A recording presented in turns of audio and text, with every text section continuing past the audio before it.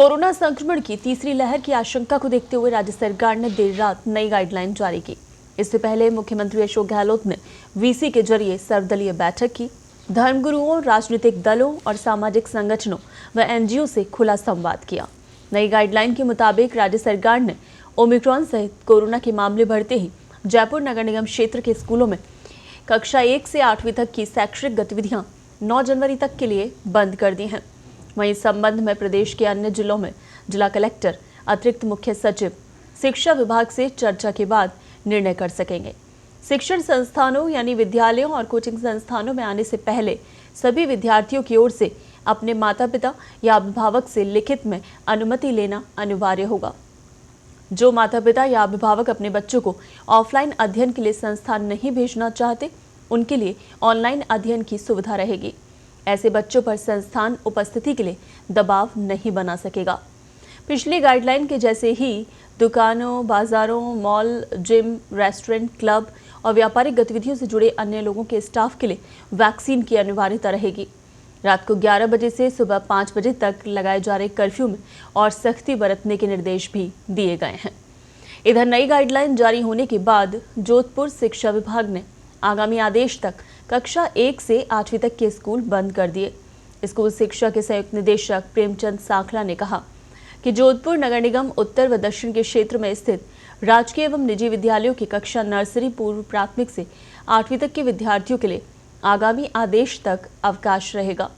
Corona संक्रमण के नियंत्रण के लिए धार्मिक स्थलों पर आने वाले श्रद्धालुओं, दर्शनार्थियों द्वारा कोविड उपयुक्त व्यवहार की पालना सुनिश्चित करनी होगी। जिन धार्मिक स्थलों पर ऑनलाइन दर्शन की व्यवस्था है वो जारी रहेगी। फूलमाला, प्रसाद, चादर और अन्य पूजा सामग्री ले जाने पर प्रतिबंध रहेगा। पूरे प्रदेश में प्रतिदिन रात्रि 11 बजे से सुबह 5 बजे तक जन अनुशासन कर्फ्यू रहेगा। तो कल ही नई गाइडलाइन सख्ती बढ़ा दी गई है इसके तहत, और कक्षा 1 से 8वीं तक के जो स्कूल हैं प्रदेश के, उन्हें अभी 9 जनवरी तक के लिए बंद कर दिया गया है। साथ ही जो कोरोना के नियम है उनकी कड़ाई से पालना की अपील की गई है। दुनिया भर में पहुंच चुका है, लाखों लोग आ रहे हैं। यूके में, अमेरिका में 3-3 लाख लोग पर डे आए हैं। अभी 5 दिन पहले तो 5 लाख लोग आ गए एक दिन में।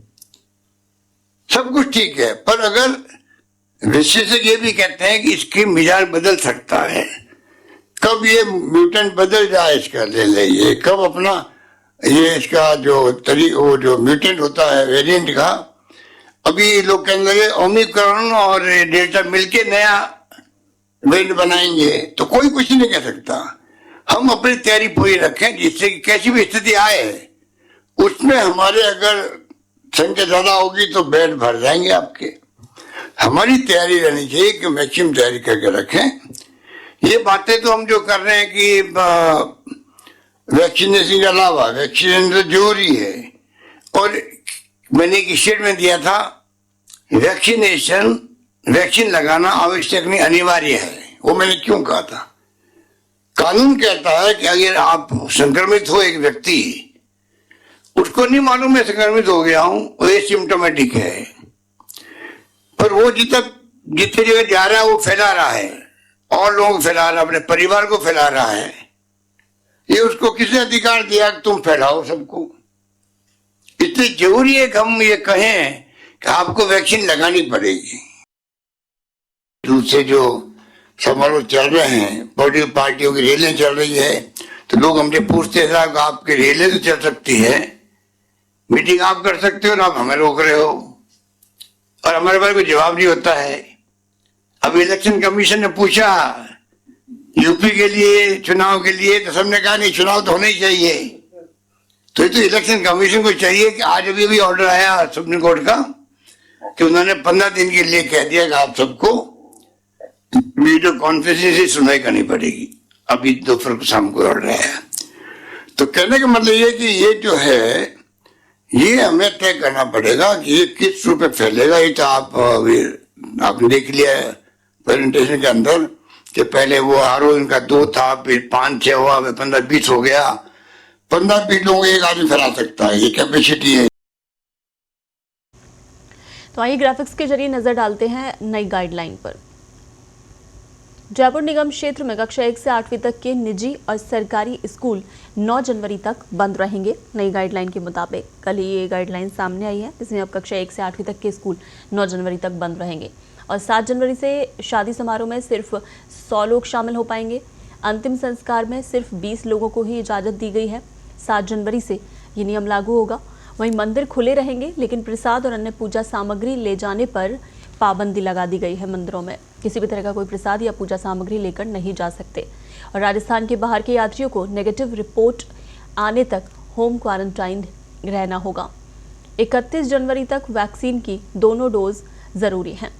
विदेश से आने वाले यात्रियों को 7 दिन का होम क्वारंटाइन करना होगा।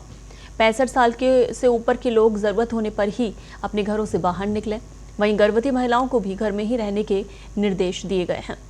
रात 11 बजे से सुबह 5 बजे तक जन अनुशासन कर्फ्यू रहेगा। तो ये नई गाइडलाइन, इसके तहत ये सख्ती बढ़ाई गई है।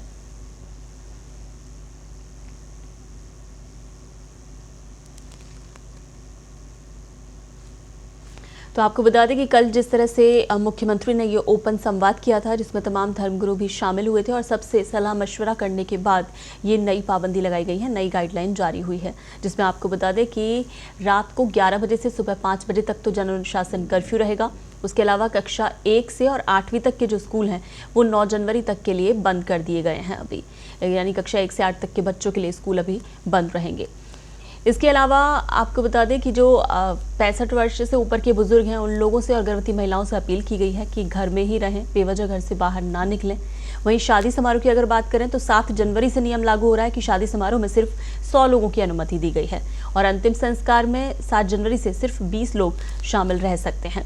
वहीं धार्मिक स्थलों की बात की जाए तो मंदिर खुले रहेंगे, यात्री दर्शन कर पाएंगे, लेकिन किसी भी तरह का प्रसाद या पूजन सामग्री जो है उस पर पूरी तरह से पाबंदी लगा दी गई है।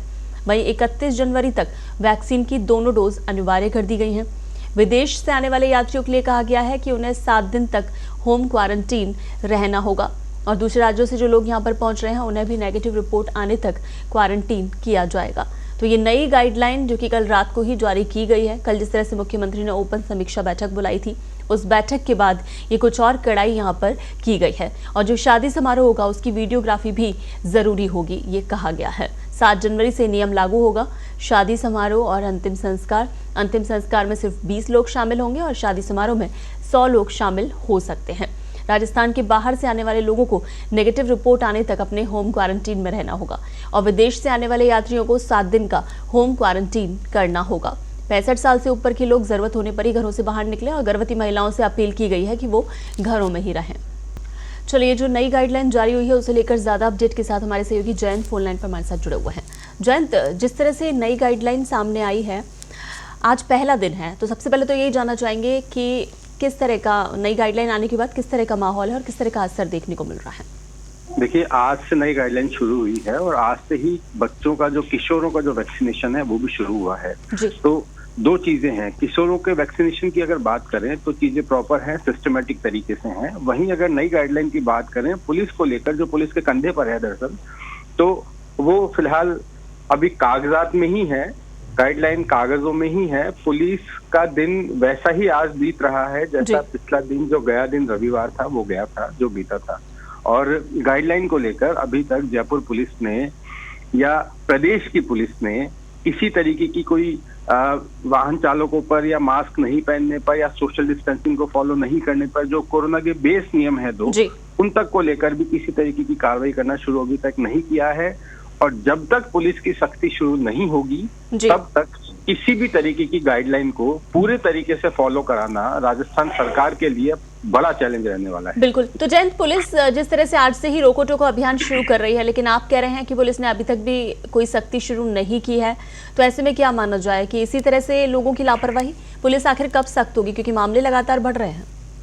बिल्कुल। देखिए, जिम्मेदारी पुलिस से ज्यादा जनता की इसलिए भी बनती है क्योंकि पुलिस और जनता का जो प्रतिशत है बहुत ही बड़ा अंतर है उसमें जी। तो जिम्मेदारी आम व्यक्ति जो अपने घर से दिन में या सुबह या शाम को या दोपहर के समय काम करने के लिए निकलता है या किसी भी काम के लिए निकलता है, तो जो बेस नियम है कोरोना का, मास्क पहनना, वो बेहद जरूरी है। पुलिस एक लिमिटेड एजेंसी है जो अपने लिमिटेड कार्य शक्ति का ही उपयोग कर पाती है, लेकिन जो आम जनता है उनके लिए समझना बेहद जरूरी है। 4 तारीख की अगर बात करें तो 4 तारीख को जयपुर शहर में जो एमएलए हैं अशोक परनामी, उनका जन्मदिन है। 20 से ज्यादा जगहों पर बड़े स्तर पर रक्तदान की तैयारियां की जा चुकी थी, हालांकि अब उनमें परिवर्तन किया जा रहा है कोरोना गाइडलाइन को देखते हुए। बिल्कुल। और जयंत, जिस तरह से गाइडलाइन में अब ये कहा गया है कि शादी समारोह में सिर्फ 100 लोग शामिल हो पाएंगे, तो ऐसे में क्योंकि शादी की जो प्लानिंग है, तैयारियां हैं, वो तो पहले से ही हो जाती हैं, तो अभी जो आने वाले सावे में शादियां होनी थी उन सब की तैयारियां हो चुकी थी लगभग, तो अब सारी तैयारियां धरी रह जाएंगी, क्योंकि ऐसे में अगर संक्रमण बढ़ रहा है तो ये लाजमी है मानना कि आगे चल के और भी सख्ती हो सकती है। तो ऐसे में उन लोगों की तरफ से कोई रिएक्शन, क्योंकि कल मुख्यमंत्री ने ओपन ये बैठक बुलाई थी जिसमें सबकी राय मशवरा के बाद ये फैसला लिया गया था। बिल्कुल, देखिए ओपन संवाद था सीएम का हमेशा की तरह, और सबसे बड़ी बात ये है कि जो जिन परिवारों में शादी है, 23 तारीख का बड़ा सावा है, संक्रांत के बाद इस महीने में 2 बड़े सावे हैं और उन सावों में शादियों के लिए गार्डन वगैरह बुक कर लिए गए हैं, बड़े लेवल पर गार्डन वगैरह बुक किए गए हैं।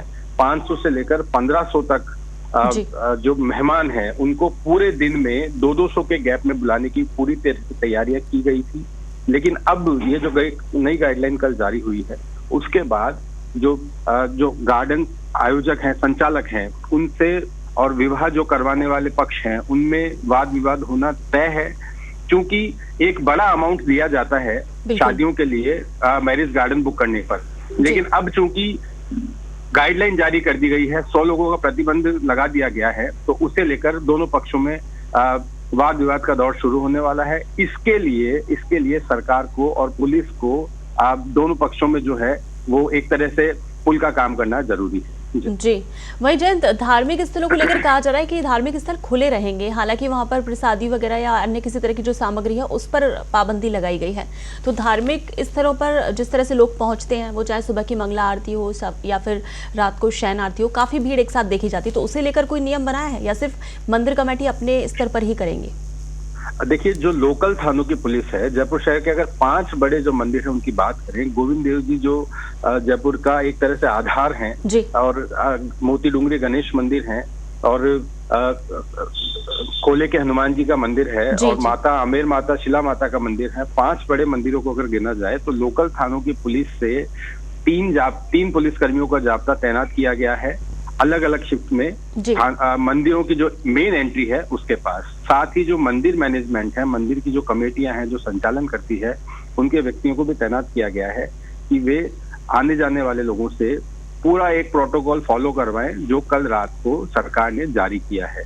अगर कोई इसको फॉलो नहीं करता है तो जो मंदिर गेट पर, मुख्य गेट पर जो पुलिसकर्मी तैनात है, उनसे इसकी शिकायत करें, और मंदिर के अंदर सैनिटाइजेशन और प्रॉपर जो एक तरीके से 6 गज की दूरी की जो जरूरत है उसको फॉलो करवाने की पूरी व्यवस्था मंदिर कमेटी की तरफ से ज्यादा की गई है, और उसकी मॉनिटरिंग लोकल थानों से तैनात किए गए जाब्ते को दी गई है। जी चलिए, बिल्कुल जयंत, इस तमाम जानकारी के लिए शुक्रिया।